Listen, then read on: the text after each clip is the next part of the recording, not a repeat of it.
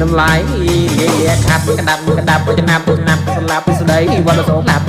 ความสำหรับตัวยับเอาชาบอยู่ที่ไหนเก็บได้กับนี่กระจำนี่กระดับเอาสลับทางกับไว้ใช้กรบเลยเลยเกยได้ที่อื่นรุนดันน้ำลายเลี้ยขับกระดับจะนับสำหรับสุดใดวันละสองนับความสำหรับตัวยับเอาชาบอยู่ที่ไหนเก็บได้กับนี่กระจำนี่กระดับเอาสลับทางกับไว้ใช้กรบเลยเลยเกยได้ที่อื่นรุนดันน้ำลายเลี้ยขับกระดับจะนับสำหรับสุดใดวันละสองนับ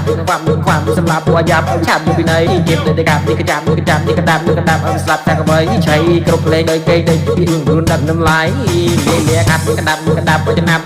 สำหรับสุดใดวันละสองนับความสำหรับตัวยับเอาชาบอยู่ที่ไหนเก็บได้กับนี่กระจำนี่กระดับเอาสลับทางกับไว้ใช้กรบเลยเลยเกยได้ที่อื่นรุนดันน้ำลายเลี้ยขับกระดับจะนับสำหรับสุดใดวันละสองนับความสำหรับตัวยับเอาชาบอยู่ที่ไหนเก็บได้กับนี่กระจำนี่กระดับเอาสลับทางกับไว้ใช้กรบเลยเลยเกยได้ที่อื่นรุนดันน้ำลายเลี้ยขับกระดับจะนับสำหรับสุดใดวันละสองนับความสำหรับตัวยับเอาชาบอยู่ที่ไหนเก็บได้กับนี่กระจำนี่กระดับเอาสลับทางกับไว้ใช้กรบเลยเลยเกยได้ที่อื่นรุนดันน้ำลายเลี้ยขับกระดับจะนับสำหรับสุดใดวันละสองนับความสำหรับตัวยับเอาชาบอยู่ที่ไหนเก็บได้กับนี่กระจำนี่กระดับเอาสลับทางกับไว้ใช้กรบเลยเลยเกยได้ที่อื่นรุนดันน้ำลายเลี้ยขับกระดับจะนับสำหรับสุดใดวันละสองนับ